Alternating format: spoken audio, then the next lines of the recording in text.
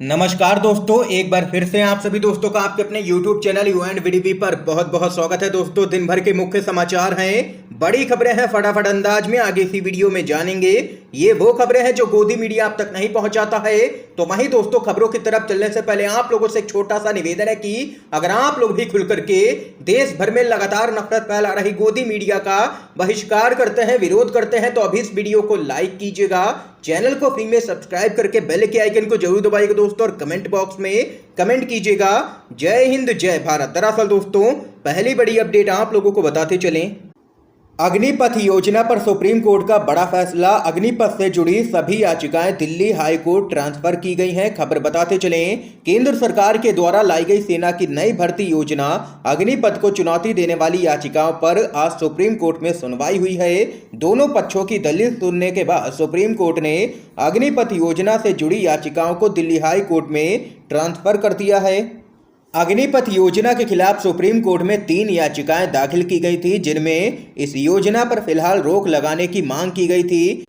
याचिकाकर्ताओं ने यह भी मांग की थी कि जो सेना की नौकरी पाने की प्रक्रिया में है उन पर यह योजना लागू नहीं की जानी चाहिए। जिसके बाद यहां पर सुप्रीम कोर्ट ने बड़ा आदेश देते हुए सभी याचिकाओं को दिल्ली हाई कोर्ट ट्रांसफर कर दिया है।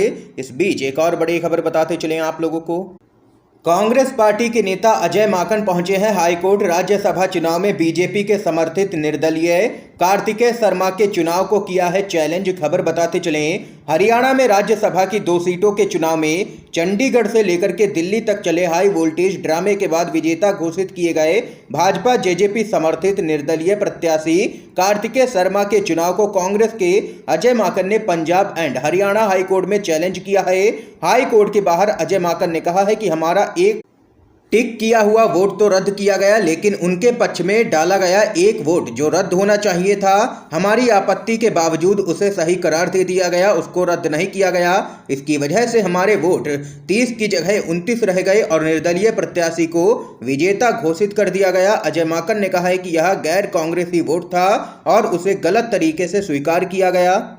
अजय माकन 1 से भी कम वोट से चुनाव हार गए थे। यदि कांग्रेस की आपत्ति को स्वीकार कर लिया जाता तो निर्दलीय कार्तिकेय शर्मा को हार का सामना करना पड़ता। ये यहां पर देख सकते हैं कि अजय माकन ने चुनाव को चैलेंज कर दिया है हाईकोर्ट में। एक और अपडेट बताते चलें, महंगाई पर विपक्ष का हल्ला बोल, घेरा है मोदी सरकार को। राहुल गांधी समेत विपक्षी सांसदों का संसद परिसर में गांधी प्रतिमा के सामने जबरदस्त प्रदर्शन। खबर बताते चलें, संसद के मानसून सत्र का आज दूसरा दिन है।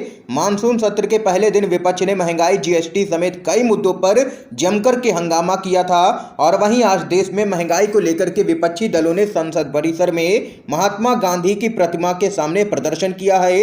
इस प्रदर्शन में कांग्रेस के नेता राहुल गांधी जैसे कई दिग्गज नेता भी शामिल हुए। और वहीं कांग्रेस के नेता मल्लिकार्जुन खड़गे ने कहा है कि सभी विपक्षी पार्टियां हैं वो लड़ रही हैं और हम लड़ेंगे। जो रोजमर्रा की चीजों पर लगाए जाने वाले टैक्स के खिलाफ हम प्रदर्शन कर रहे हैं। दूध, दही, पनीर जैसी चीजों पर टैक्स लगाया गया है, इसके खिलाफ हम संसद में भी अपनी बात रखेंगे और यहां पर विरोध दर्ज करवाएंगे। इस बीच एक और बड़ी खबर की तरफ चलते हैं दोस्तों, महाराष्ट्र से खबर है, उद्धव ठाकरे गुट ने शिंदे और फडणवीस सरकार पर बोला है बड़ा हमला। कहा बिना कैबिनेट के लिए जा रहे हैं लगातार मनमाने फैसले। खबर बताते चलें, महाराष्ट्र में मंत्रिमंडल विस्तार को लेकर के सियासी हमलों का दौर चल रहा है। शिवसेना ने एकनाथ शिंदे और देवेंद्र फडणवीस की सरकार पर जोरदार हमला बोला है। शिवसेना ने कहा है कि मौजूदा सरकार बिना कैबिनेट के मनमाने फैसले ले रही है।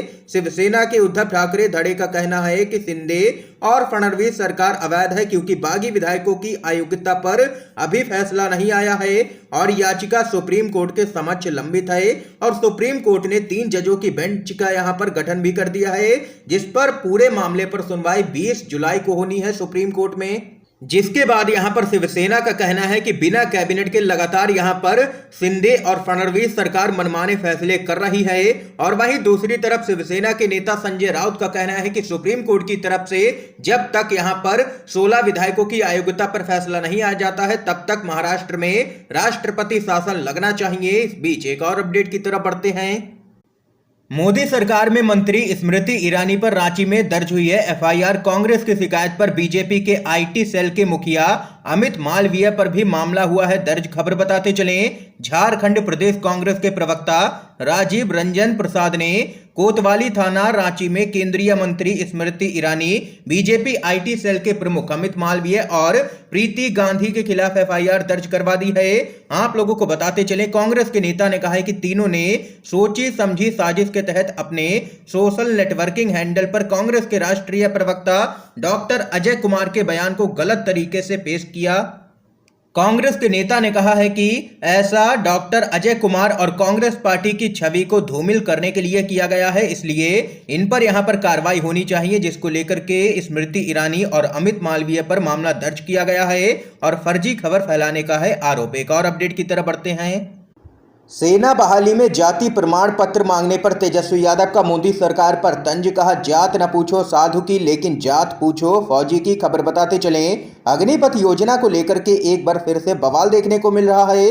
सेना की बहाली में जाति प्रमाण पत्र मांगने की मंशा पर पहले जेडीयू संसदीय बोर्ड के अध्यक्ष उपेंद्र कुशवाहा ने सवाल उठाया था और अब वहीं बिहार में नेता प्रतिपक्ष तेजस्वी यादव ने भी मोदी सरकार पर बड़ा हमला बोला है।